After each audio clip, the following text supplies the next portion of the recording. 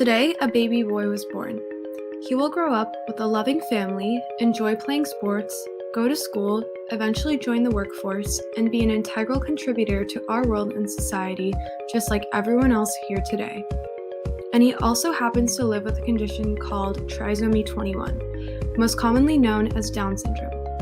What may seem to many as the main definer of someone with Down syndrome's life, this is only a part of their life story, and they are just the same as me or you.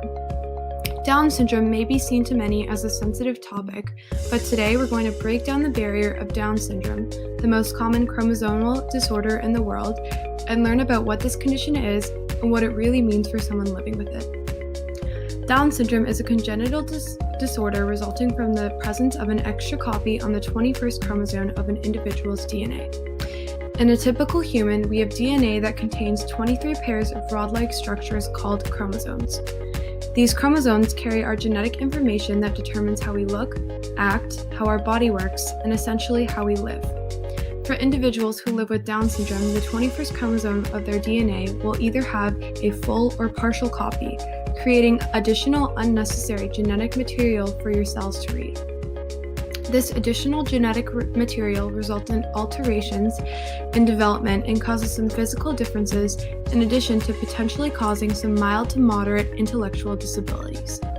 The biggest and main influence of Down syndrome is maternal age. The chance for Down syndrome increases as a woman becomes older because the eggs are also older and possess a larger risk of improper cell division, the cause of Down syndrome the majority of the time. Non-disjunction, which is an error in cell division, is the most common cause of Down syndrome, resulting in 95% of cases.